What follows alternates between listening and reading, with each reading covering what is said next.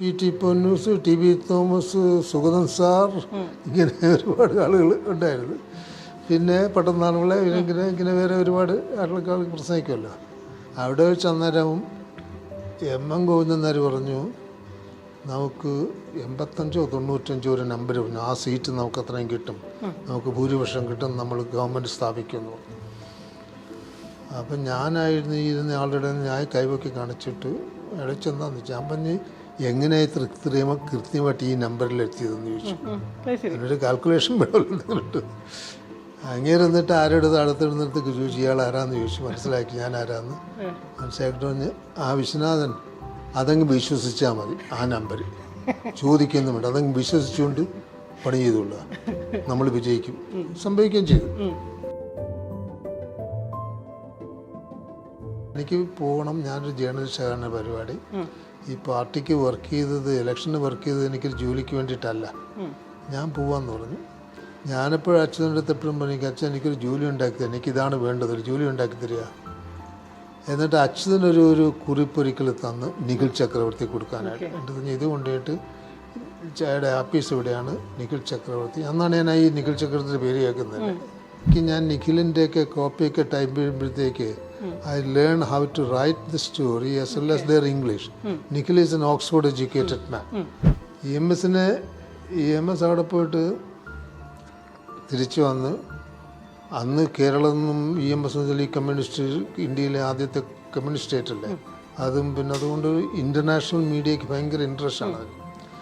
EMS വന്നപ്പോഴത്തേക്ക് എല്ലാ international news agencies and television stations, everyone with their lights and cameras and everything.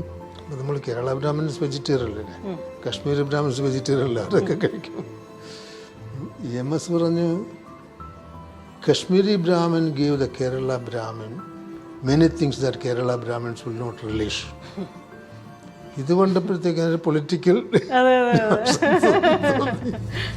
Nikhil was a close friend of Firoz Gandhi, Indira Gandhi's husband.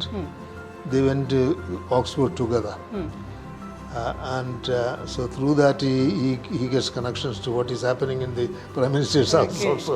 Although Firoz never lived in Nehru's house. Firoz had his own separate apartment. It is, तुम कहाँ से है?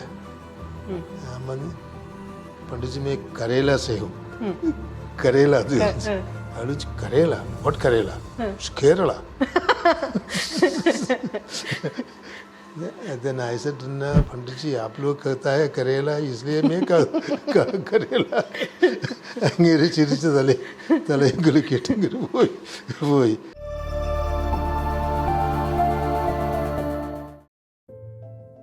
മലയാളികൾക്ക് അത്ര പരിചിതനല്ലാത്ത അന്താരാഷ്ട്ര മാധ്യമ പ്രവർത്തകനാണ് P. Viswanathan.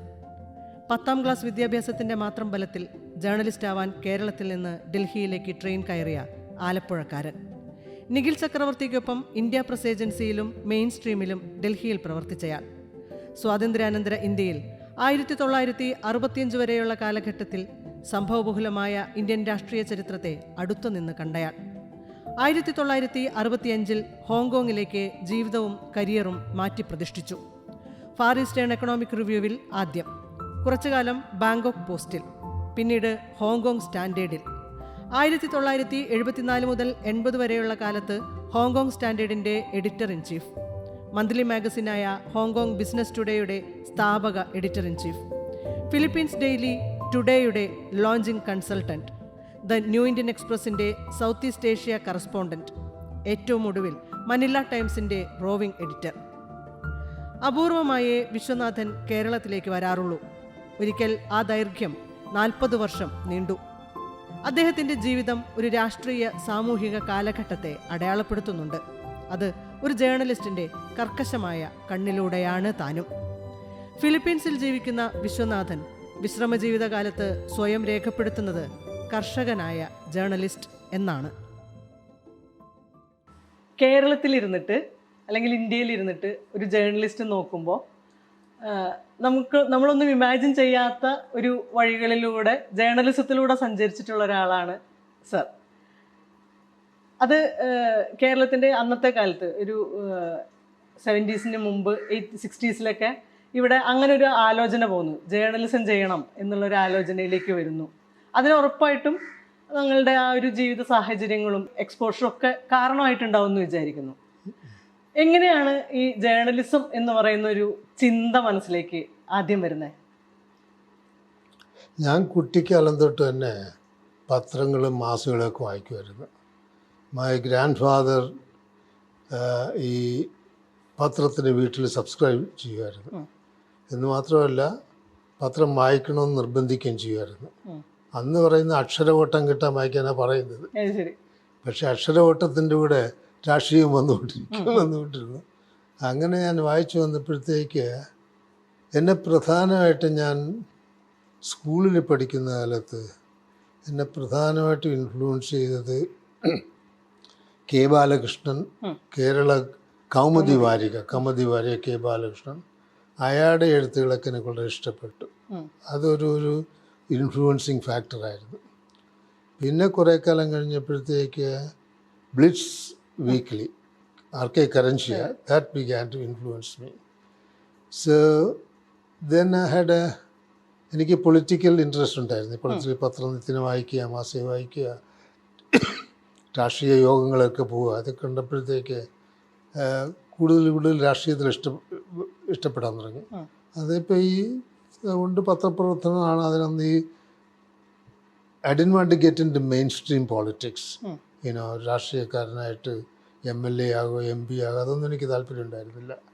പക്ഷേ രാഷ്ട്രീയത്തിൻ്റെ ഒരു സൈഡിൽ കൂടെ പോവുക, that is a journalism. So I went to that path from a very early age.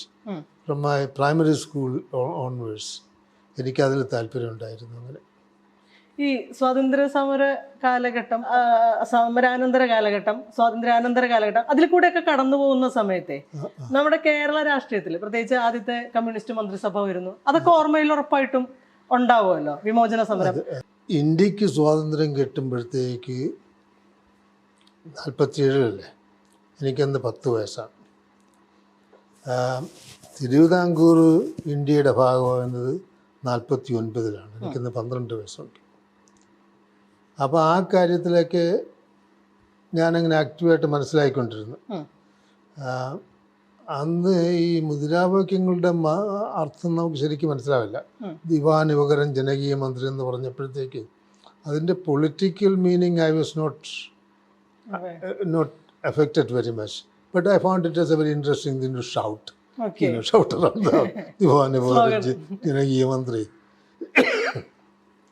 അതുമാതിരി എങ്ങനെ പോയിട്ടുണ്ട്. പിന്നീട് ഇലക്ഷനൊക്കെ ആകുമ്പോഴത്തേക്ക് ഞാൻ എല്ലാ യോഗത്തിലും ആരുടെ ആയാലും, കോൺഗ്രസിൻ്റെ ആയാലും കമ്മ്യൂണിസ്റ്റുകാരുടെ ആയാലും ആരുടെ ആയാലും ഞാൻ അതിനകത്ത് പങ്കെടുക്കും. പോയി കേട്ടിരിക്കും, പ്രസംഗിക്കുന്നത് കേൾക്കാൻ വേണ്ടിയിട്ട്. അതിൻ്റെ താല്പര്യം കൊണ്ട് കേട്ട് രാഷ്ട്രീയം മനസ്സിലാക്കാൻ അങ്ങനെ ഒരു PT Ponnoos, TV Thomas, Sugathan sir, ഇങ്ങനെ ഒരുപാട് ആളുകൾ ഉണ്ടായിരുന്നു. പിന്നെ പെട്ടെന്നാളുകളെ ഇങ്ങനെ വേറെ ഒരുപാട് ആളുകൾ പ്രസംഗിക്കുമല്ലോ. അതൊക്കെ എനിക്ക് വളരെ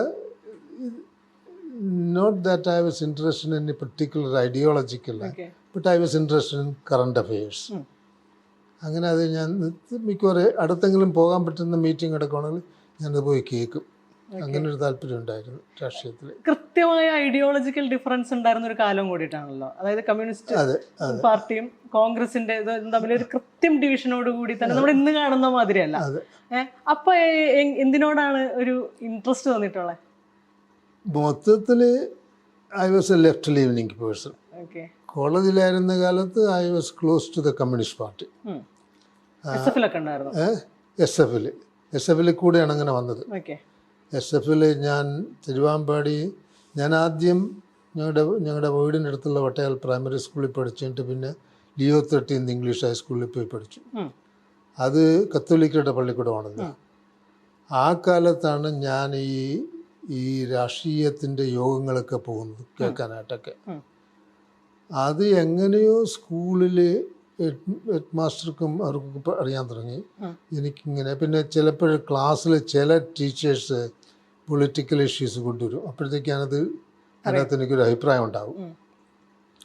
അവരെങ്ങനെ അന്വേഷിച്ച് വന്നപ്പോഴത്തേക്ക് ആ കാലത്ത് ഈ കത്തോലിക്കലും സ്കൂൾ ഇവരൊക്കെ കോൺഗ്രസിനോടാണല്ലോ, ഭരണകക്ഷിയോടാണല്ലോ ഇവരുടെ ഭാവം. അപ്പം ഞാനതിന് എതിരായിട്ട് ക്വസ്റ്റ്യൻ ചെയ്തുകൊണ്ട് ചില ഇഷ്യൂസിലൊക്കെ ഇങ്ങനെ വന്നപ്പോഴത്തേക്ക് ഞാൻ 4th ഫോമിലായിരിക്കുമ്പോഴത്തേക്ക് ഞങ്ങളുടെ ഹെഡ് മാസ്റ്റർ ഒരു കത്തനാരച്ഛൻ വിളിച്ചിട്ട് പറഞ്ഞു, ഈ പള്ളിക്കൂടം നിനക്ക് പറ്റിയതല്ല, ഒന്നുകിൽ ഇതിൻ്റെ രാഷ്ട്രീയം വിടണം അല്ലെങ്കിൽ പള്ളിക്കൂടം വിടണം എന്ന് പറഞ്ഞു. ഞാൻ അവിടെ നിന്ന് വിട്ടിട്ട് തിരുവാമ്പാടി ഇംഗ്ലീഷ് ഹൈസ്കൂളിൽ പോയി. അപ്പോൾ എനിക്ക് 5th form and 6th form പഠിച്ചപ്പോഴത്തേക്ക് എന്താ 16, 17, 15, 16, 17 or something like that. അവിടെ പഠിച്ചു. അവിടെ ഞാൻ പാസ്സായി. അത് കഴിഞ്ഞിട്ട് ഞാൻ SD കോളേജിൽ ചേർന്നു. അപ്പോൾ SD കോളേജിൽ ചേരുന്ന ആ സമയത്താണ് ഈ ഇതിൽ ട്രാൻസ്പോർട്ട് സ്ട്രൈക്കും ഇങ്ങനെ പല സമരങ്ങളൊക്കെ നടക്കുന്നത്. പിന്നെ ഗോവ ലിബറേഷൻ മൂവ്മെൻറ്റ് അത് നടക്കുന്നത്. അപ്പോൾ അതിനകത്തൊക്കെ ഞാൻ വളരെ ആക്റ്റീവായിരുന്നു. ഇങ്ങനെ ഘോഷയാത്രയ്ക്കും സമരം വിളിക്കാനും മുദ്രാവാക്യം വിളിക്കാനും ഇങ്ങനെ പോകുമായിരുന്നു. അപ്പോൾ student federation, I got attached student federation. ഞാൻ സ്റ്റുഡൻറ്റ് ഫെഡറേഷൻ്റെ ഒരു ആക്റ്റീവ് മെമ്പറായിരുന്നു. അതിൻ്റെ ഒരു സയൻസ് അസോസിയേഷൻ്റെ സെക്രട്ടറി ആയിട്ടോ പ്രസിഡൻ്റായിട്ടോ ഞാൻ കണ്ടസ്റ്റ് ചെയ്യുകയൊക്കെ ചെയ്തു. തോറ്റുപോയി. അപ്പോഴാണ് അതിലൂടെയാണ് കമ്മ്യൂണിസ്റ്റ് പാർട്ടിയായിട്ട് അടുപ്പം വരുന്നത്. പിന്നെ student federation was a sort of operating arm of the communist party. ആ സമയത്ത് വീട്ടിലെ അന്തരീക്ഷം എങ്ങനെയായിരുന്നു? അച്ഛനും വീട്ടിൽ, ഞങ്ങളുടെ വീട്ടിൽ, ഞാൻ എൻ്റെ അമ്മയുടെ വീട്ടിലാണ് വളർന്നത്. എൻ്റെ അമ്മ എനിക്ക് 1 വയസ്സായപ്പോൾ മരിച്ചുപോയി. ഇത് കഴിഞ്ഞാൽ അമ്മയുടെ വീട്ടിലാണ് ഞാൻ വളർന്നത്. എൻ്റെ അച്ഛൻ പിന്നീട് കല്യാണം കഴിഞ്ഞ് പട്ടാളത്തിൽ പോയി. അങ്ങനെയൊക്കെ വന്നപ്പോഴത്തേക്ക് അച്ഛനുമായിട്ട് അധികം അടുപ്പം ഉണ്ടായിരുന്നില്ല. അമ്മയുടെ വീട്ടിൽ ഞങ്ങൾ വാസ്തവത്തിൽ നോൺ പൊളിറ്റിക്കലാണ്. ഇലക്ഷൻ വരുമ്പോഴത്തേക്ക് എൻ്റെ അപ്പൂപ്പൻ, ഞാൻ അച്ഛനെന്നാണ് വിളിക്കുന്നത്, പുള്ളിയും അങ്ങേരുടെ ഭാര്യ എൻ്റെ അമ്മൂമ്മയും അവർ രണ്ടുപേരും കോൺഗ്രസ് പാർട്ടിക്ക് വോട്ട് ചെയ്യും, മറ്റുള്ളവർ വീട്ടിലുള്ളവരും കമ്മ്യൂണിസ്റ്റ് പാർട്ടിക്ക് വോട്ട് ചെയ്യും. So that neutral we were actually. പിന്നെ ഒരുപാട് പേര് ഞങ്ങളുടെ പുരയിടത്തിൽ താമസിക്കും. എൻ്റെ അപ്പൂപ്പനെ പറമ്പൻ എന്നാണ് ആൾ വിളിച്ചത്. എന്നൊരു പറമ്പക്കുള്ളമുണ്ട്. അപ്പോൾ അവിടെ താമസിക്കുന്ന കുടിയാന്മാരും മറ്റ് ഞങ്ങളുടെ ആശ്രിതരൊക്കെ ഉള്ളവരൊക്കെ അവരൊക്കെ കമ്മ്യൂണിസ്റ്റുകാരാണ്. അവരോട് ഞങ്ങൾക്ക് കുഴപ്പമില്ല. ഇവർ കമ്മ്യൂണിസ്റ്റ് അനുഭാവികൾ ഒക്കെ ഈ വെൻ്റ് ലോങ് വരിക.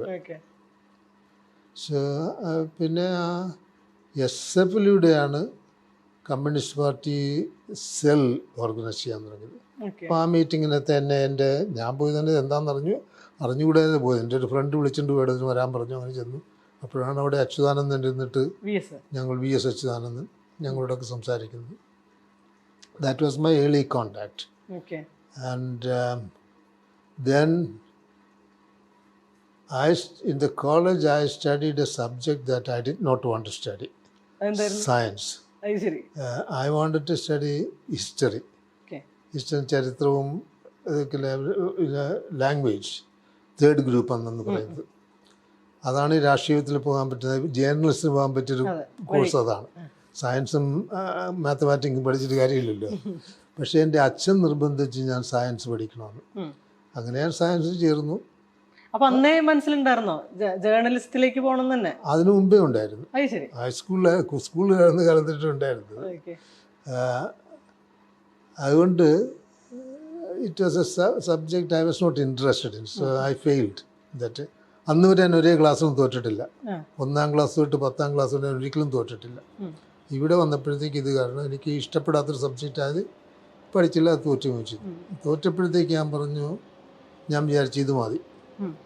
കാരണം പരീക്ഷയ്ക്ക് തോക്കുന്ന എനിക്കൊരു മെനക്കേടായിട്ട് തോന്നി. അതുകൊണ്ട് ഇത് വേണ്ടാന്ന് വെച്ച് നിർത്തി. പിന്നെ അതപ്പോഴത്തേക്ക് ദാറ്റ് വാസ് 1956. അപ്പോഴത്തേക്കാണല്ലോ കേരള സംസ്ഥാനം ഉണ്ടായതും പിന്നെ ആദ്യത്തെ ഇലക്ഷൻ നടക്കാൻ പോകുന്നത്. അപ്പം ഞാനിത് സ്കൂളിൽ വിട്ടിട്ട് ഞങ്ങളുടെ നാട്ടിൻപുറത്ത് വടക്കിലെ കമ്മ്യൂണിസ്റ്റ് പാർട്ടിയുമായിട്ട് ബന്ധപ്പെട്ട ആക്ടിവിറ്റീസിലൊക്കെ ഞാനുണ്ടായിരുന്നു. ഇലക്ഷൻ വന്നപ്പോഴത്തേക്ക് ഇലക്ഷന് വേണ്ടിയിട്ട് ക്യാമ്പയിൻ സ്പീക്കേഴ്സിനെ സെലക്ട് ചെയ്തിട്ട് ഞങ്ങളൊരു 10-100 ആളുകളെ സെലക്ട് ചെയ്ത് അവിടെ there was A briefing session.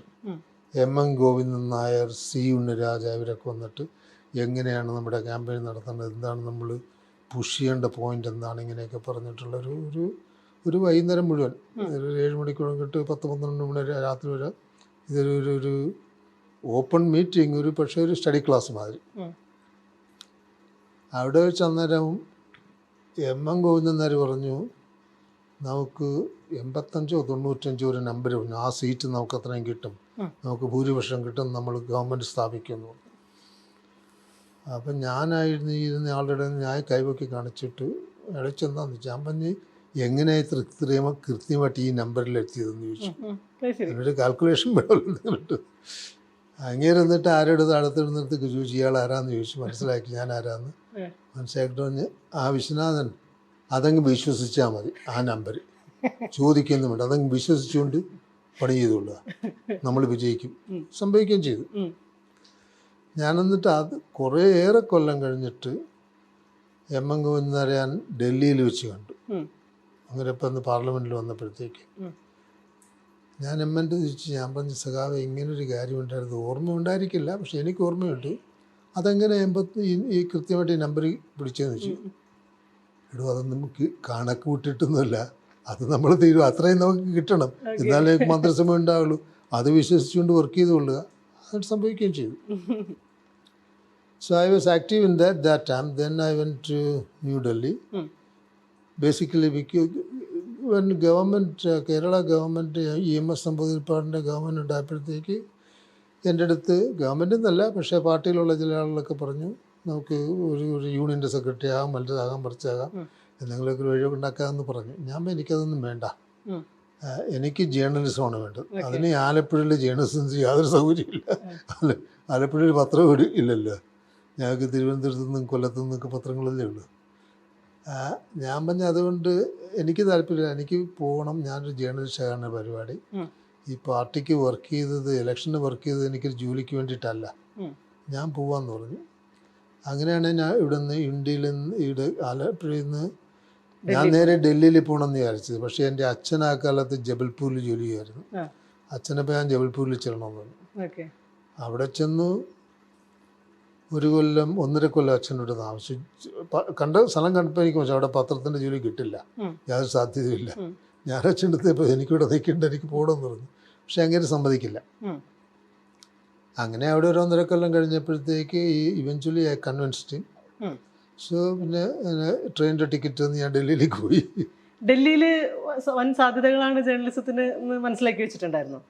Delhi നമ്മുടെ ക്യാപിറ്റൽ, അതുകൊണ്ട് ജേർണലിസത്തിൻ്റെ ന്യൂസിൻ്റെ ആക്ടിവിറ്റി അവിടെയാണ്. പരിചയങ്ങളുണ്ടായിരുന്നോ? ആരെയും പരിചയം ഉണ്ടായിരുന്നില്ല. എനിക്ക് എൻ്റെ ഒരു അകന്നൊരു ബന്ധം ഉണ്ടായിരുന്നു, അങ്ങനെയുള്ളത് കൊണ്ട് അവിടെ താമസിക്കാൻ സൗകര്യം കിട്ടും. അവിടെ അങ്ങനെ പോയി. പിന്നെ ഞാനവിടെ മലയാള സർക്കിളിലൊക്കെ ഉള്ള ആളുകളൊക്കെ പരിചയപ്പെട്ടു. അപ്പോഴവിടെ അന്ന് AITUC, all India trade union കോൺഗ്രസിൻ്റെ SA ഡാങ്കിയാണ് അതിൻ്റെ പ്രസിഡൻറ്റ്. അതിൻ്റെ ഓഫീസ് സെക്രട്ടറി ആയിട്ട് അച്യുതൻ എന്നും പറഞ്ഞ് മലബാർ ഭാഗത്തു നിന്ന് ഒരാളാണ് എൻ്റെ സെക്രട്ടറി. നല്ലൊരു മനുഷ്യൻ. അതേ ഞാനിപ്പോൾ പെട്ടെന്ന് കണ്ട് ഇഷ്ടപ്പെട്ട് അടുപ്പം പിടിച്ചു. ഞാനെപ്പോഴും അച്യുതൻ്റെ അടുത്ത് എപ്പോഴും പറഞ്ഞു, അച്ഛൻ എനിക്കൊരു ജോലി ഉണ്ടാക്കി തരിക, എനിക്കിതാണ് വേണ്ടത്, ഒരു ജോലി ഉണ്ടാക്കി തരിക. എന്നിട്ട് അച്യുതനൊരു കുറിപ്പൊരിക്കൽ തന്ന് നിഖിൽ ചക്രവർത്തി കൊടുക്കാനായിട്ട്. എന്നിട്ട് ഇത് കൊണ്ടുപോയിട്ട് ചായയുടെ ആപ്പീസ് ഇവിടെയാണ്, നിഖിൽ ചക്രവർത്തി. അന്നാണ് ഞാൻ ഈ നിഖിൽ ചക്രവർത്തിയുടെ പേര് കേൾക്കുന്നത്. അവളെ കൊണ്ട് കാണിക്കാൻ പറഞ്ഞു, ഇത് കൊണ്ട് കൊടുക്കുമെന്ന് പറഞ്ഞു. കൊടുത്തപ്പോഴത്തേക്ക് Nikhil Chakravarthy an obligation like that, he wanted to take me. അത് തുടങ്ങിയിരുന്നു, ഏജൻസി തുടങ്ങിയിരുന്നു. IPA ഇന്ത്യ പ്രസ് ഏജൻസി തുടങ്ങിയിട്ട് പല കൊല്ലങ്ങളായി. അപ്പോഴത്തേക്ക് ഞാൻ അവിടെ അങ്ങ് ചേർന്നു. അപ്പോൾ എനിക്കുള്ള ചേരാനുള്ള ഒരു കഴിവ് എനിക്കുള്ളത്, ഞാൻ I M A fast typist. I had learned typing. ഈ തിരുവാമ്പാടി സ്കൂളിൽ പോകുന്ന, വീട്ടിൽ നിന്ന് പോകുന്ന വഴിക്ക് അവിടെ വഴിയിൽ ഒരാളൊരു ഇൻസ്റ്റിറ്റ്യൂട്ട്, ടൈപ്പിംഗ് ഇൻസ്റ്റിറ്റ്യൂട്ട് തുടങ്ങി. ഞാനിത് കണ്ടപ്പോഴത്തേക്ക് എനിക്ക് ഇഷ്ടം, ഇതെന്താ സംഗതി നന്ന് പിടികിട്ടില്ല എനിക്കത് ചോദിച്ച് മനസ്സിലാക്കി കഴിഞ്ഞിട്ട് ഞാൻ എൻ്റെ അച്ഛൻ്റെ അടുത്ത് അപ്പൂപ്പൻ്റെ അടുത്തോണ്ട് പറഞ്ഞിരിക്കാൻ ഇത് പഠിക്കണമെന്ന്. അതിൻ്റെ പുള്ളി പറഞ്ഞ് പൊളിച്ചോളൂ. അതിന് ₹1 കണ്ടായിരുന്നു ഫീസ്. അത് കൊടുത്ത് ഞാൻ കംപ്ലീറ്റ് ആയിട്ട് blind system, even today I don't look at the keyboard when I type. So I can type blind system very high speed, about 35-40 words a minute. I could type it very accurately. That was a qualification for me to do it. So അത് type ചെയ്യാനായിട്ട് ആദ്യം ചേർന്നു. പിന്നെ ഞാൻ അച്ഛൻ്റെ കൂടെ ജബൽപൂരിൽ താമസിക്കുന്ന കാലത്ത് അച്ഛൻ അവിടെ ഒരു കണ്ടീഷൻ സ്റ്റോഴ്സ് ഡിപ്പാർട്ട്മെൻറ്റ് ഇന്ത്യ എന്ന് പറഞ്ഞിട്ട് ഈ മിലിറ്ററിക്ക് civilian supplies, civil items like പച്ചക്കറികളും whatever home needs, including bicycles, you can buy through that thing. My father was the manager of one of that outlets. There are about 4 or 5 branches there. In Jabalpur is Signal Corps in the center ആണല്ലോ. അപ്പോൾ അവർക്ക് പല ഡിവിഷനുകളുണ്ടായിരുന്നു. അതിലൊരു മാനേജറായിരുന്നു പുള്ളി. അവിടെ ഇരുന്നപ്പോഴത്തേക്ക് പുള്ളി ചിലപ്പോഴും ഇതിലെ account ബുക്സൊക്കെ ആഴ്ച വീക്കെൻഡിന് വീട്ടിൽ കൊണ്ടുപോയിട്ട് എഴുതും ഇതൊക്കെ ഫില്ലപ്പ് ചെയ്യാനാണ്. അപ്പോൾ എന്നെക്കൊണ്ട് ചില ചെയ്യിക്കും. അങ്ങനെ ഞാൻ ഈ ബുക്ക് കീപ്പിങ്, ഇതിലെ ജേണൽ ആൻഡ് ലെഡ്ജറൊക്കെ കീപ്പ് ചെയ്യുന്നത് ഞാൻ പഠിച്ചു. അത് ഡൽഹിയിൽ ചെന്ന് കുറേ കാലം കഴിഞ്ഞപ്പോഴത്തേക്ക് അത് നിഖിലത്തിന് മനസ്സിലായപ്പോഴത്തേക്ക് ഇത് അവിടെ ആരും അത് എഴുതി വയ്ക്കാറില്ല. IPയുടെ അക്കൗണ്ടൊക്കെ ഇല്ല. അത് ഇന്ന് സിഗരറ്റ് പാക്കിൻ്റെ പുറകിലോ തീപ്പെട്ടിയുടെ പുറകിൽ എഴുതി വയ്ക്കുമായിരുന്നു. അവിടെ നിന്ന് ഒരിക്കലും എടുത്തിട്ട് IP ഐ തിങ്ക് ആ സമയത്ത് IPക്ക് 3-4 വർഷമായപ്പോഴേക്കും അതുവരെ അക്കൗണ്ടൊന്നും എഴുതിയിട്ടുമില്ല, അക്കൗണ്ട് ടാക്സ് റിട്ടേൺസ് ഒന്നും കൊടുത്തിട്ടൊന്നുമില്ല. അപ്പോൾ അതിന് വേണ്ടിയിട്ട് പ്രശ്നം വന്നപ്പോഴത്തേക്ക് അവർ ഒരു ലെഫ്റ്റ് ലീനിങ് അക്കൗണ്ടൻറ്റ് അയാളെ കൊണ്ടുവന്നു. അയാൾ പറഞ്ഞു അക്കൗണ്ടൊക്കെ എഴുതിയാലേ എനിക്ക് ഓഡിറ്റ് ചെയ്യാൻ പറ്റുള്ളൂ. എന്നിട്ട് അയാൾ എൻ്റെ അടുത്ത് കാണിച്ചെന്ന് എന്താ ചെയ്യേണ്ടതെന്നുള്ളത്. ഞാനിരുന്നിട്ട് 3 വർഷത്തെ അക്കൗണ്ട് എഴുതിയുണ്ടാക്കി. ഈ കടലാസിലൊക്കെ എഴുതിയെല്ലാം ഫയൽ വിശദത്തൊക്കെ എടുത്തിട്ട് ശരിക്കും ഇതൊക്കെ എഴുതിയുണ്ടാക്കി ഓഡിറ്റ് ചെയ്ത് ശരിയാക്കി. അത് ചെയ്ത് നിന്നപ്പോഴത്തേക്ക് നിഖിലിനെ എനിക്കിതുകൂടെ അറിയാമെന്നുള്ളതുകൊണ്ട് എന്നെ കമ്പനിയുടെ ജനറൽ മാനേജറാക്കി. അപ്പോൾ IPയുടെ ജനറൽ മാനേജറായി ഞാൻ. എന്നിട്ട് ഞാൻ ടൈപ്പ് ചെയ്തുകൊണ്ടിരിക്കും. രണ്ടും ചെയ്യും. ജനറൽ മാനേജറായിട്ട് ആളുകൾക്ക് ശമ്പളം കൊടുക്കുന്നത് ഞാനാണ്, അതെല്ലാം എല്ലാവരുടെ കോപ്പി ടൈപ്പ് ചെയ്യുന്നത്. അതുകൊണ്ട് സാധാരണ ഈ അന്ന് കാലത്ത് ജേർണലിസം സ്കൂളൊന്നും ഇല്ലല്ലോ. അത് ജേർണലിസത്തിൽ ആളുകൾ ചേരുന്നിട്ട് കോപ്പി ബോയോ ടീ ബോയോ അങ്ങനെയായിട്ടാണ് ചേർന്നിട്ട് അല്ലെങ്കിൽ പിന്നെ നല്ല വിദ്യാഭ്യാസമുള്ളവരൊക്കെ വന്നിട്ട് BA MA ഒക്കെ പഠിച്ചുള്ളൊരു പ്രൂഫ് റീഡറായിട്ട് അങ്ങനെ തുടങ്ങിയിട്ടാണ് അങ്ങനെ കയറി വരുന്നത്. എനിക്ക് അതിന് പകരം ഞാൻ നിഖിലിൻ്റെയൊക്കെ കോപ്പിയൊക്കെ ടൈപ്പ് ചെയ്യുമ്പോഴത്തേക്ക് I learn how to write the story as well as their English. Nikhil is an Oxford educated man. അപ്പോൾ നല്ല ഇംഗ്ലീഷൊക്കെ വായിച്ച് മനസ്സിലാക്കാൻ സെൻറ്റൻസ് സ്ട്രക്ചർ എങ്ങനെയാണ് ഇത് കഥകൾ പറയേണ്ടത്. ന്യൂസ് എഴുതുമ്പോഴത്തേക്ക് സാധാരണ നോവൽ എഴുതുന്ന വരെയല്ലല്ലോ. ന്യൂസിൻ്റെ important news comes from the top, then you go to the background like that. അതൊക്കെ പഠിച്ച് മനസ്സിലാക്കി. പിന്നെ ഞാൻ ഇടയ്ക്ക് ചില പ്രസ് കോൺഫറൻസിന് എനിക്ക് സമയമുണ്ടെങ്കിൽ ഞാൻ പോയിട്ടൊന്ന് കേട്ട് നിൽക്കുമോ അതെങ്ങനെയാണ് നടത്തുന്നത്. റിപ്പോർട്ടല്ല, ചുമ്മാ റിപ്പോർട്ട് ഞങ്ങളുടെ IPന്ന് വരെ ആളുകളുണ്ടാകും. ഞാൻ അവരുടെ പോയിട്ട് കേട്ട് കണ്ട് മനസ്സിലാക്കാം. അന്നും വിമോചന സമരം നടക്കുന്ന കാലമാണ് ഇവിടെ. മന്നത്ത് വന്ന് പ്രസ് കോൺഫറൻസിലൊക്കെ ഞാൻ പോയിട്ടൊക്കെ കേട്ട് നടക്കുന്നത് ഡൽഹിയിൽ. EMS വിമോചന സമരം നടക്കുന്ന സമയത്ത് it was a summer and Nehru had gone to somewhere near Simla for a summer holiday. And EMS Namboodiripad അവിടെ പോയി കണ്ടിട്ട് തിരിച്ചു വന്ന് കേരള ഹൗസിൽ പ്രസ് കോൺഫറൻസ് നടത്തി അവിടേക്ക് ഞാൻ അറ്റൻഡ് ചെയ്തിട്ടൊക്കെ ഉണ്ട്. അങ്ങനെ പഠിച്ചു വന്നിട്ടാണ്. പരിചയപ്പെട്ടിരുന്നോ? അല്ല, അതൊരു പാർട്ടി നേതാവായിട്ട് ചിലപ്പോൾ കണ്ടിട്ടുണ്ട്. PK വസുദേവനാരും EMS നമ്പൂതിരിപ്പാരും. ഞാനിവിടെ കുറേ കാലം PK വസുദേവനാരി പറയുന്ന അങ്ങേരുടെ MP ക്വാർട്ടേഴ്സിൽ MP നാരായണപിള്ള ഞങ്ങളൊക്കെ ഒരുമിച്ച് അവിടെ താമസിച്ചത്. അത് കഴിഞ്ഞിട്ട് അവിടെ ആളുകൾ കൂടി വന്നപ്പോഴത്തേക്ക് MK കുമാരൻ കേരള കൗമുദിന് മുമ്പെടുത്തൊരു എഡിറ്ററായിരുന്നു. അയാൾ രാജ്യസഭാ മെമ്പറായിരുന്നു. അപ്പോൾ അയാളുടെ ഒരു ഫ്ലാറ്റ് കിട്ടിയിട്ട് ആ ഫ്ലാറ്റിൽ ഞാനും പിന്നെ 2 മലയാളികൾ ആലപ്പുഴ എന്നുള്ള ഞങ്ങൾ 3 പേരും അവിടെ താമസിച്ചിട്ടൊരു ഫാമിലി നടത്തിയിരുന്നു. അപ്പോൾ ആ രീതിയിൽ എല്ലാ രാഷ്ട്രീയക്കാരെയും കാണാൻ പറ്റും. EMS വന്നാൽ എൻ്റെ ഓപ്പോസിറ്റ് സൈഡിൽ ഇമ്പിച്ചുവാവയുടെ ഫ്ലാറ്റിൽ താമസിക്കും. അപ്പോൾ ഞങ്ങൾ പോയിട്ട് തൊഴുത് വർത്തമാനമൊക്കെ പറയുകയൊക്കെ ചെയ്യും. അല്ലാണ്ട് ഇങ്ങനെ പേഴ്സണൽ ഫ്രണ്ട്സ് എന്ന് പറയാൻ പറ്റില്ല. കണ്ട് വർത്തമാനം പറഞ്ഞിട്ടുണ്ട്. ആ പ്രസ് കോൺഫറൻസ് ഓർമ്മയുണ്ടോ, നെഹ്റുവിനെ കണ്ടു വന്നേ?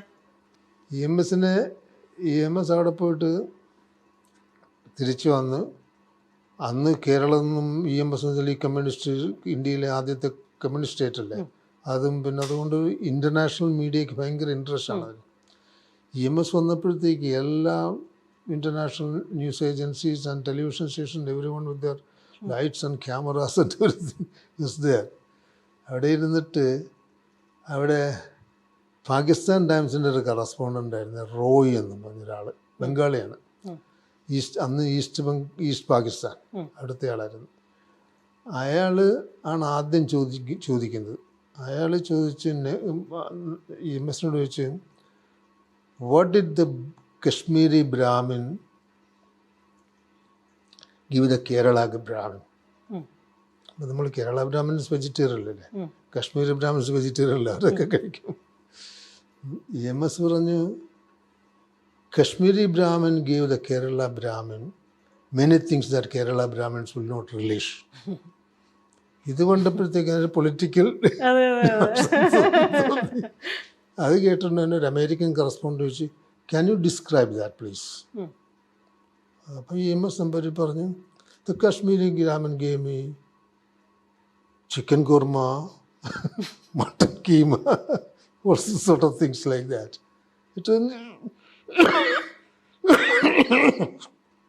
these are things a Kerala Brahmin will not relish, but I relished them very well. Then from there on we went on to political discussion like that. So that was a memorable press conference even today. അന്ന് ഇത് പിരിച്ചുവിടാൻ തീരുമാനിച്ചിട്ടുണ്ടോ? അന്ന് അതിനെപ്പറ്റി സംസാരിച്ചിരുന്നോ? പിരിച്ചു വിടാൻ തീരുമാനിച്ചിട്ടില്ല, പക്ഷേ പിരിച്ചു വിടുന്നൊരു ഭയമുണ്ട് ആ സമയത്ത്. അന്ന് Indira Gandhi was the president of the Congress party. Indira Gandhi was leaning on her father Jawaharlal Nehru to dismiss this government. EMSന് അത് മനസ്സിലായിട്ടുണ്ടായിരുന്നു. EMSന് അറിയാമായിരുന്നു ഇതൊരു കോൺഗ്രസിന്റെ ഒരു കോൺസ്പിറസി ആണെന്നുള്ള EMSന് അറിയാമായിരുന്നു. അല്ലെങ്കിൽ മന്നത്ത് പത്മനാഭന് നായർ സൊസൈറ്റിയുടെ ലീഡറല്ലാന്നുണ്ടല്ലോ വലിയ കേരളത്തിൽ മൊത്തത്തിലും ഈ മന്നത്ത് പത്മനാഭൻ അത്ര പ്രസിദ്ധനായിരുന്നില്ല അന്ന്. ഈ വിമോചന സമരം കൊണ്ടാണല്ലോ അങ്ങനെ ഇത്ര പ്രസിദ്ധിയായതും സർക്കാരിനെ താഴെ കൊണ്ടുവന്നു. മന്നത്ത് പത്മനാഭൻ വാസ്തവത്തിൽ അന്നൊരു ഫിഗർ ഹെഡായിരുന്നു. മന്നത്ത് പത്മനാഭൻ ഡൽഹിയിൽ വന്ന് പ്രസ് കോൺഫറൻസ് നടത്തുമ്പോഴത്തേക്ക് അയാളുടെ കൂടെ ഉണ്ടാകുന്ന വേലായുധനൊന്നും വേണ്ട, അത് SNDPയുടെ ഒരു നേതാവായിരുന്നതാണ്. അയാളാണ് ട്രാൻസ്ലേറ്റ് ചെയ്യുന്നത്. അപ്പം ഞങ്ങൾ ചോദിച്ചെന്നാൽ ഞങ്ങളവിടെ ക്വസ്റ്റ്യൻ ചോദിക്കുന്നത് ബ്ലിറ്റ്സിൻ്റെ കറസ്പോണ്ടൻ്റ് രാഘവൻ മലയാളിയാണ്. മാതൃഭൂമിയുടേത് VK മാധവൻകുട്ടി, പിന്നെ പലരും അങ്ങനെ ഉണ്ട്. അപ്പോൾ VK മാധവൻകുട്ടിയും മലയാള മനോരമയുടെ ആളുകളൊന്നും ഇത്ര EMSനോടൊന്നും കമ്മ്യൂണിസ്റ്റ് സപ്പോർട്ട് അല്ലെങ്കിലും അവർ ജേർണലിസ്റ്റാണ്, ചോദ്യത്തിന് സത്യം വേണമല്ലോ. നമ്മളൊരു ചോദ്യം ചോദിക്കും, മന്നത്ത് പത്മനാഭൻ മലയാളത്തിൽ പറയും, ഇയാളെന്ന് ട്രാൻസ്ലേറ്റ് ചെയ്യുന്നത് വേറെയാണ്. പക്ഷെ നമുക്ക് മനസ്സിലാവും, ഞങ്ങൾ മലയാളിക്ക് മനസ്സിലാവും. ഒടുവിൽ രാഘവൻ പ്രൊട്ടസ്റ്റ് ചെയ്തു. രാഘവൻ ഷൗട്ട് ചെയ്തിട്ട് പറഞ്ഞു, you are not telling the truth, you are telling your version, that is not what he said. Then we walked out. All Malayali journalists walked out from there. Like that. So that is the way that was manipulated at that time. It was an agenda. No matter what, EMS number reports, government will be thrown out. That is the relation. So അങ്ങനെ അത് പോയി. ഈ ഡൽഹിയിലെ അന്നത്തെ ആലോചിക്കുമ്പോൾ തോന്നുന്നത് ഒരു രാഷ്ട്രീയ മാറ്റങ്ങളുടെയും ഒരുപാട് ഹാപ്പനിങ്സിന്റെയും ഒരു കേന്ദ്രമായിരിക്കുമല്ലോ. ഇന്ദിരാഗാന്ധി വരുന്നു, നെഹ്റുവിന്റെ മരണം വരുന്നു, അങ്ങനെ അങ്ങനെ അങ്ങനെ അങ്ങനെ രാഷ്ട്രീയ സംഭവ ബഹുലമായിരിക്കും. അതൊക്കെ എങ്ങനെയായിരുന്നു ഓർമ്മയിലുള്ള? ആ കാലത്ത് Indira Gandhi, although she was the major factor in overthrowing the EMS government, I still had a sort of sympathy for her because she represented the youth now in India. That's the way I saw her. And പിന്നെ later on in 1962 war with China and all like that, political upheaval. And I remember as soon as China became communist and they established their government, Zhou Enlai, the Prime Minister, and President Liu Shaoqi, the President, made a state visit to India. It was a great jubilation in India. We were very so proud of it. Hindi, Chini, Bhai, Bhai എന്നുള്ള സ്ലോഗനൊക്കെ വന്ന കാലമാണ്. അത് കഴിഞ്ഞിട്ട് 62 ഈ border വാർ കഴിഞ്ഞിട്ട് Zhou Enlai came for a negotiation meeting with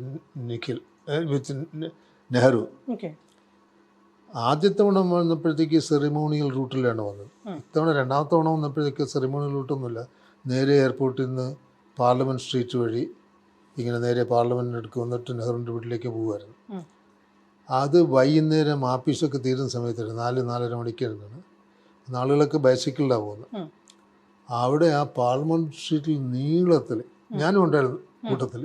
ആളുകൾ ഇത് ഓഫീസിൽ നിന്നൊക്കെ നിന്നിട്ട് Zhou Enlaiയുടെ കാറിങ്ങനെ നെഹ്റുവും Zhou Enlaiയും ഒരു ട്രാൻസ്ലേറ്ററും 3 of them sitting in the car and everybody booing Zhou Enlai, you know അതുമാതിരിയായിരുന്നു. അത് ഒരു ഭയങ്കര കോൺട്രാസ്റ്റ് ആയിരുന്നു. ആദ്യകാലത്ത് നിന്നത്തേക്ക് നമ്മളൊക്കെ സന്തോഷിച്ച് വിളിക്കാൻ, രണ്ടാമത് വന്നപ്പോഴത്തേക്ക് ഇങ്ങനെയായിരുന്നു. അതാണ് അതിൻ്റെ അങ്ങനെ ചില എഫക്റ്റൊക്കെ ഉണ്ടായിരുന്നു. പിന്നെ കൃഷ്ണമേനോനെ പറഞ്ഞു വിട്ടല്ലോ ആ സമയത്ത്. Krishna Menon was the defence minister. പറഞ്ഞു വിട്ടുമെന്ന് വെച്ചെന്നാൽ നെഹ്റു വാസ്തവത്തിൽ sacrifice Krishna Menon. Because the pressure of the right wing in the Congress party was so strong. Morarji Desai and that group found this an opportunity to push the left-oriented people from the Congress party, particularly Krishna Menon. Krishna Menon had such a great influence or at least attachment to Nehru. അത് കൃഷ്ണമേനോനെ പറഞ്ഞു വിട്ടു. അതുമൊക്കെ വലിയൊരു സംഭവമായിരുന്നു, ബഹളമായിരുന്നു ആളുകൾക്കൊക്കെ. അത് കഴിഞ്ഞ് താമസിയാൻ ഞാൻ അവിടെ നിന്ന് സ്ഥലം വിടുകയും ചെയ്തു. ഡൽഹിയിൽ നിന്ന് ഞാൻ 65 ജാനുവരിയിൽ ഞാൻ ഹോങ്കോങ്ങിലേക്ക് പോയി. അതിനു മുമ്പ് നിഖിൽ ചക്രവർത്തിയുടെ ആയിട്ടുള്ള ഒരു പരിചയം, ഒരു ന്യൂസ് ഏജൻസിയും ഒരു മറ്റ് ന്യൂസ് മാധ്യമ സ്ഥാപനവും തമ്മിൽ ഭയങ്കര ഡിഫറൻസ് ഉണ്ടല്ലോ. ഒരു ന്യൂസിന്റെ അപ്രോച്ചിൽ ഭയങ്കര വ്യത്യാസങ്ങളുണ്ട്. അപ്പോൾ നമുക്ക് വരുന്ന റോയിറ്റേഴ്സ് ആണെങ്കിലും മറ്റേ ടേക്കുകളിൽ നിന്ന് നമ്മൾ ന്യൂസിനകത്തിരിക്കുന്ന ആളുകളാണ് അതിന്റെ ലീഡ് തീരുമാനിക്കുക. ന്യൂസ് ഏജൻസിനെ സംബന്ധിച്ചുള്ള ന്യൂസിന്റെ അപ്രോച്ച് അങ്ങനെ ആയിരിക്കില്ലല്ലോ. അതിന്റെ ഒരു എക്സ്പീരിയൻസ് എങ്ങനെയായിരുന്നു? പിന്നെ നിഖിൽ ചക്രവർത്തി ആയിട്ടുള്ള ഒരു ന്യൂസ് ഡിസൈഡ് ചെയ്യുന്നതൊക്കെ നിഖിലാണ് എഡിറ്ററും ഓണറും ഒക്കെ. അപ്പം everybody writes the story, goes to Nikhil and then Nikhil decide which one is the lead. Sometimes I heard Nikhil discussing with other people. എന്തായിരിക്കണം ലീഡ്? ഇതില്ലേ ഒരു IPAD ഓഫീസ് എന്ന് പറഞ്ഞാൽ ഇത്രയും ദൂരമുള്ള ഒരു സ്ഥലമേ ഉള്ളൂ, ഒരു ചെറിയൊരു ഓഫീസാണ്. എല്ലാവരും ഇങ്ങനെ ഷോൾഡർ ടു ഷോൾഡറാണ് ഇരിക്കുന്നത്. ഞങ്ങൾ 7-8 പേര് അവിടെ ജോലി ചെയ്യുന്നുണ്ട്. അപ്പം അതുകൊണ്ട് ഇങ്ങനെ ഒന്ന് ആളുകളെ വിളിച്ച് മീറ്റിംഗ് നിർത്തണം, തിരിഞ്ഞ് വർത്തമാനം പറഞ്ഞാൽ മതി. ചില സമയത്ത് ഡിസ്കസ് ചെയ്യും ഏതാണ് വേണ്ടതെന്നുള്ളത്. പിന്നെ ആ സമയത്ത് പ്രധാനമായിട്ടൊന്ന് സംഭവിച്ചത്, Nikhil use to write a weekly newsletter, a letter from Delhi എന്നെന്തോ പറഞ്ഞുകൊണ്ട്. Every weekend we release it. അപ്പോഴത്തേക്കും Nikhil was a close friend of Firoz Gandhi, Indira Gandhi's husband. They went to Oxford together. So through that he gets connections to what is happening in the Prime Minister's house also. Although Firoz never lived in Nehru's house. Firoz had his own separate apartment. But Nikhil, one week at that time, my grandmother died and I was coming to Kerala, to Alappi. ആ Sunday നിഖിലിൻ്റെ news letter M.O. Mathaiയെ കുറിച്ചാണ്. M.O. Mathai was Nehru's private secretary. A godfly sitting on Nehru's shoulder. That was the whole theme. And we exposed M.O. Mathai so much. But M.O. Mathai had to resign, or Nehru has to ask for his resignation and go away. So that was a big commotion. It happened.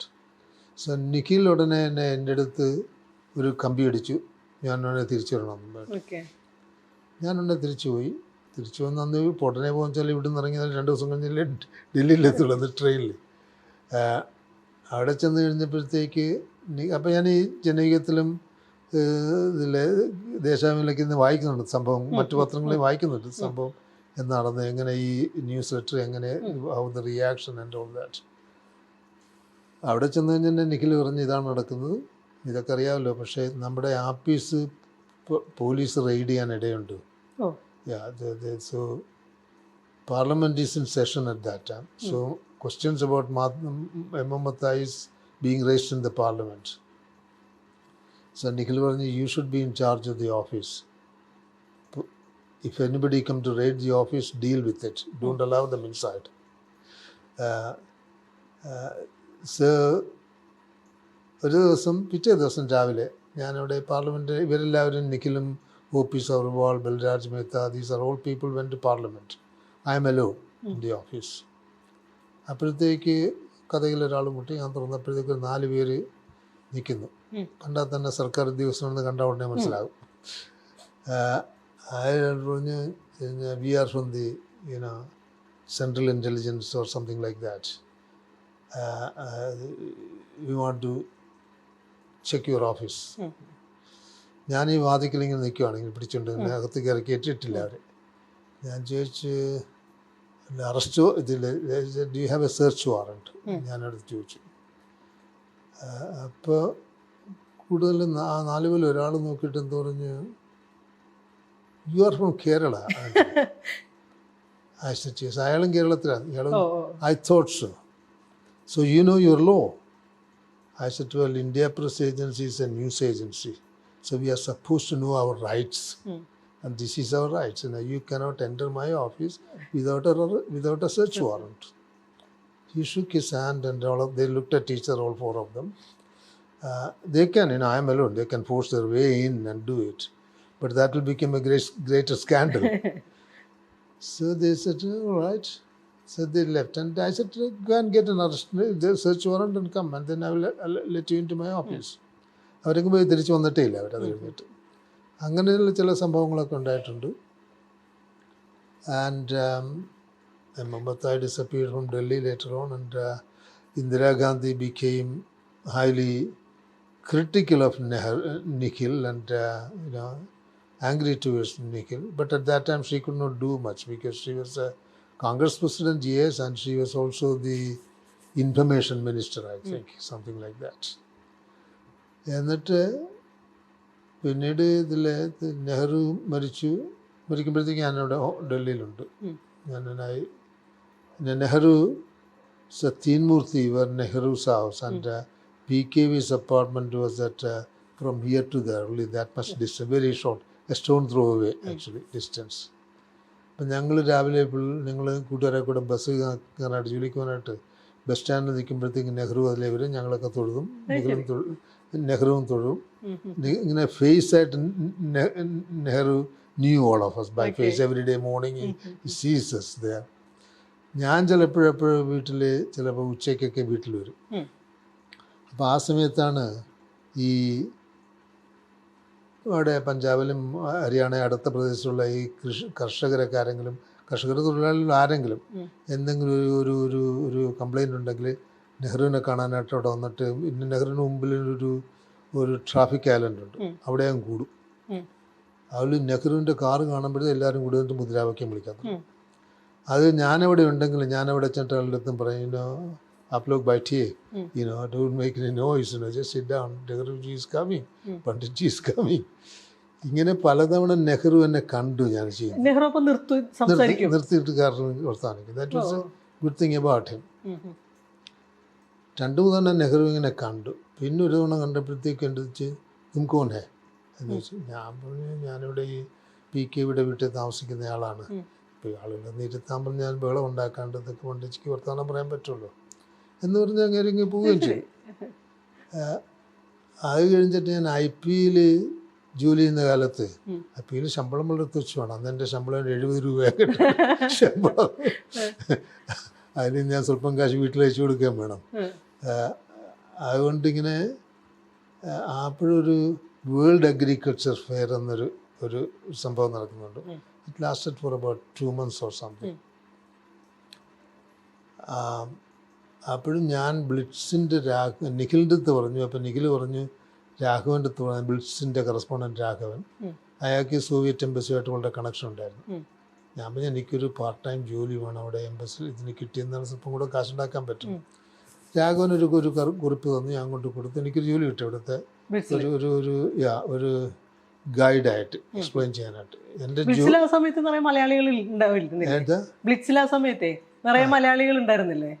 അറിഞ്ഞൂടാ, ഇയാൾ ഡൽഹിയിൽ മാത്രമല്ലേ ഉള്ളൂ correspondent. Blitz Bombay ആണ് എൻ്റെ office. എനിക്ക് ജോലി കിട്ടി. രാഘവൻ റെക്കമെൻഡ് കൊണ്ട് എനിക്ക് ഇന്ത്യക്കാരന് കൊടുക്കുന്ന മാക്സിമം ശമ്പളം തന്നു 300 രൂപ മാസം. എനിക്ക് 70 രൂപ കിട്ടുന്നുള്ളൂ. 300 രൂപ വലിയ തുകയല്ലേ. അങ്ങനെ എൻ്റെ ജോലി ഒരു പർട്ടിക്കുലർ എക്സിബിറ്റ് എക്സ്പ്ലെയിൻ ചെയ്യുക എന്നുള്ളതാണ്.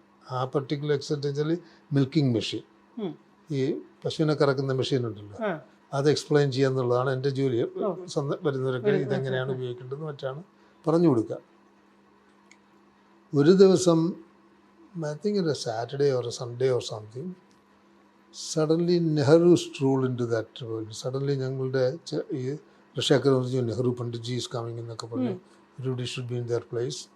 നെഹ്റു ഇങ്ങനെ സ്ട്രോളിങ് ചെയ്ത് ഇങ്ങനെ നടന്നു വന്നു. ഓരോ സ്ഥലത്തും നോക്കി ഇങ്ങനെ വന്നിട്ട് എൻ്റെ അടുത്ത് വന്നപ്പോഴത്തേക്ക് ചോദിച്ചു ഈ ക്യാ ഹേ എന്ന് ചോദിച്ചു. ഞാനപ്പോൾ അത് പറഞ്ഞു എനിക്ക് അറിയാവുന്ന ഹിന്ദിയിലൊക്കെ കൂടെ എന്ന് പറഞ്ഞു കൊടുക്കും. I spoke Hindi rather fluently at that time. Explain ചെയ്തു.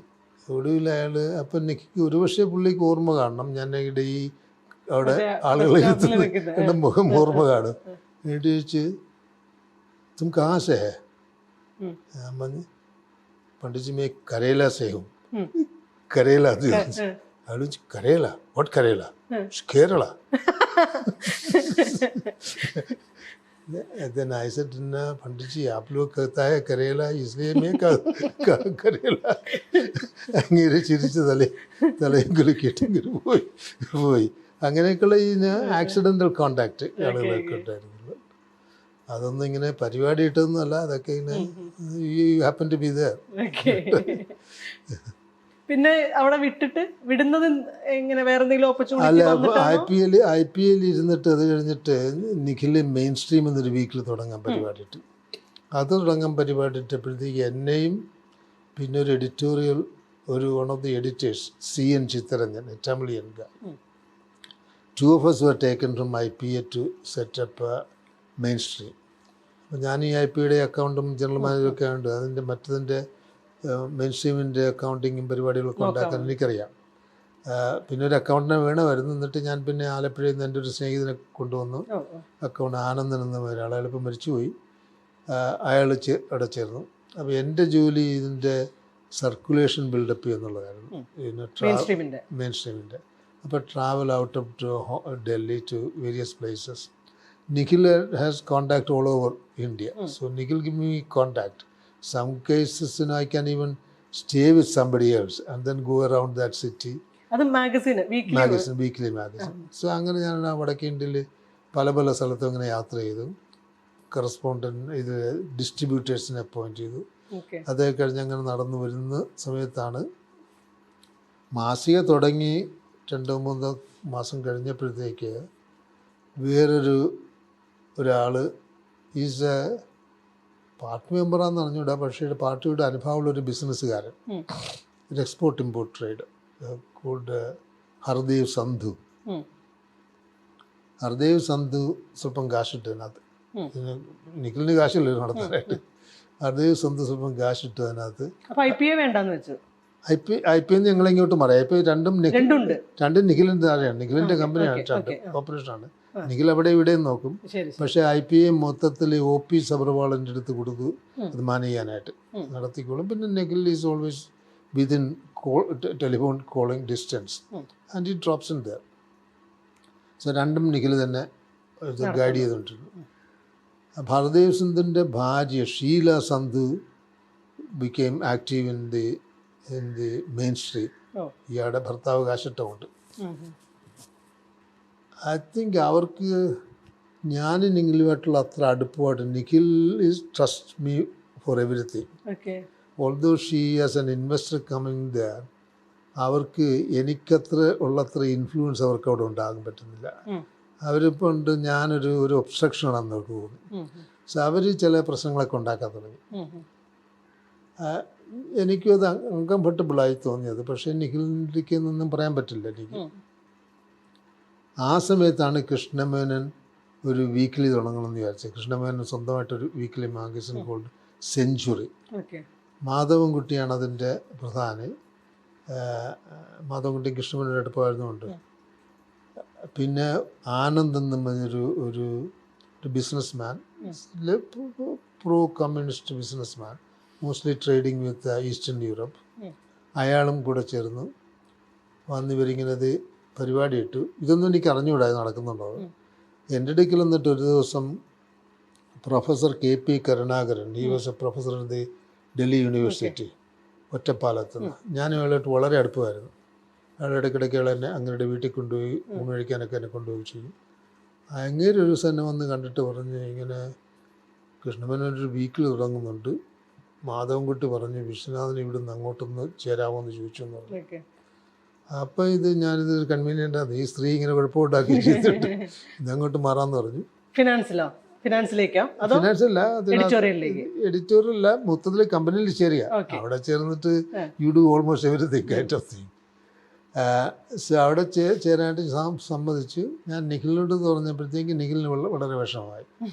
നിഖിൽ എന്നിട്ട് ഒരു കോഫി ഷോപ്പിൽ യുണൈറ്റഡ് കോഫി ഷോപ്പിൽ കൊണ്ടുവരുന്നിട്ട് എടുത്തിട്ട് 1.5 മണിക്കൂർ എടുത്ത് വർത്താനം ഞാൻ നിൽക്കണം പോരുതെന്ന് ഇങ്ങനെ കൺവിൻസ് ചെയ്യാൻ പറഞ്ഞു. ഞാൻ എന്നിട്ട് നിഖിലത്ത് പറഞ്ഞ്, നമുക്ക് I don't want to put you in a difficult situation. You trust me, I trust you, I do everything. But അതേ സമയത്ത് you need her investment. അപ്പോൾ അവരെ ദേഷ്യപ്പെടുത്തപ്പെടുന്ന ഇൻവെസ്റ്റ്മെൻറ്റ് കുഴപ്പമാവുമല്ലോ. So you keep the investor and you and I can have our relationship outside this company. So അങ്ങനെ ഞാൻ ചെയ്തത്. എന്നിട്ട് നിഖിലെ ഞാൻ കൃഷ്ണമേനൻ്റെ കൂടെ ചേർന്നു. ഞാനൊരിക്കലും കൃഷ്ണമേനെ കണ്ടിട്ടില്ല, അന്നേവരെയും കണ്ടിട്ടില്ല. അവിടെ ജോലി ചെയ്യുന്ന കാലം മുഴുവനും ഞാൻ കണ്ടിട്ടില്ല. കൃഷ്ണമേനൻ ഒരിക്കലും ഓഫീസിൽ വരില്ല. ഓഫീസിലുള്ള എല്ലാവരും കൂടെ കൃഷ്ണമേനൻ്റെ വീട്ടിലേക്ക് പോകും. കൃഷ്ണമേനൻ്റെ വീട് PKBയുടെ വീടിൻ്റെ പുറകിലാണ്. ഇങ്ങനെ ഇവിടുന്ന് വിളിച്ചാൽ അവിടെ കേൾക്കാൻ പറ്റും, അത്ര അടുപ്പം ആ വീട്ടിൽ. ഞാനൊരിക്കലും പോകില്ല എന്ന് പറഞ്ഞത്, ഇവരൊക്കെ ഇവിടെ പോയിട്ട് ഇങ്ങനെ വാതിക്കെ കാത്തിരിക്കുകയാണ് കൃഷ്ണമേനൊരു ഒരു ദർശനം കിട്ടാനായിട്ട്. ഞാൻ പറഞ്ഞ ആ കാര്യത്തിൽ ഞാനില്ല. അങ്ങനെ മൂപ്പർക്കെന്നെ കാണുമെങ്കിൽ telephone and I will go and see him, discuss ഒരു ഇഷ്യൂ. ഒരിക്കലും ഞാൻ കാണാൻ പോയിട്ടില്ല. ഒടുവിൽ ഞാൻ അപ്പോൾ കൃഷ്ണമേനൻ്റെ കൂടെ ആ മാസികയിൽ സെഞ്ച്വറിയിൽ ചേർന്നപ്പോഴത്തേക്ക് ഞാനിപ്പോൾ എഴുതാൻ തുടങ്ങി. ഇത് ബേസിക്കലി ബുക്ക് റിവ്യൂസ്. അതുവരെ ജേർണലിസ്റ്റിക് ആയിട്ടുള്ള ഒന്നും എഴുതിയിട്ടില്ല. IPL ഇതിനകത്തൊന്നും എഴുതിയിട്ടില്ല. I was just learning all this thing. It's a slow learning process. സെഞ്ച്വറിയിൽ ചേർന്നപ്പോഴത്തേക്ക് I sometimes do some book reviews, sometimes things like that, not anything political. എന്തൊക്കെ തരം പുസ്തകങ്ങൾ? ലിറ്ററേച്ചറൊക്കെ? One book I remember was I had a writer, I think it was a Malayali writer. He wrote പേര് ഞാൻ മറന്നുപോയി. യഹൂദ സാഹിത്യ ചരിത്രം, Jewish literature, history of the Jewish literature. So I did a lot of research after reading that thing. I wrote, and some other books also I wrote reviews about it. അപ്പോഴത്തേക്ക് എൻ്റെ കൂടെ IPL അന്ന് ഞാൻ ജോലി ചെയ്യുന്ന സമയത്ത് PK Vasudevan നായരുടെ ആളിയൻ P ഗോവിന്ദപിള്ളയുടെ അനുജൻ ഗോപാലൻ എന്നും ഒരാൾ ഞങ്ങളുടെ കൂടെ ജോലി ചെയ്യുന്നു. അയാൾ ഇല്ലില്ല IPL ആദ്യം. അയാളുടെ ബേസിക്കലി റിസർച്ചർ, ലൈബ്രറിയൻ ആ ജോലിയായിരുന്നു, അല്ല റിപ്പോർട്ടറൊന്നും അല്ലായിരുന്നു. അയാളത് വിട്ടിട്ട് അയാൾ ഹോങ്കോങ്ങിൽ പോയി. അയാളുടെ ഒരു റിലേറ്റീവ് ഹോങ്കോങ്ങിൽ പോയി. അങ്ങേര് ഈ അടുത്ത് പറഞ്ഞ് ഇവിടെ വന്നാൽ നല്ല ജോലി കിട്ടും. ഗോവാളിൽ ഇതും വിട്ടിട്ട് ഹോങ്കോങ്ങിൽ പോയി. അന്ന് കാലം തൊട്ട് ഞാൻ ഗോവാളടുത്ത് പറയാണ്ട്, ഈ ഗോവാൾ എനിക്ക് അങ്ങോട്ട് ഒരു സൗകര്യം ഉണ്ടായിരുന്നു. ഓക്കെ. സൗകര്യം ഉണ്ടാക്കണമെന്നായിട്ട് 2-3 കൊല്ലം പിടിച്ചു അത് കിട്ടാനായിട്ട്.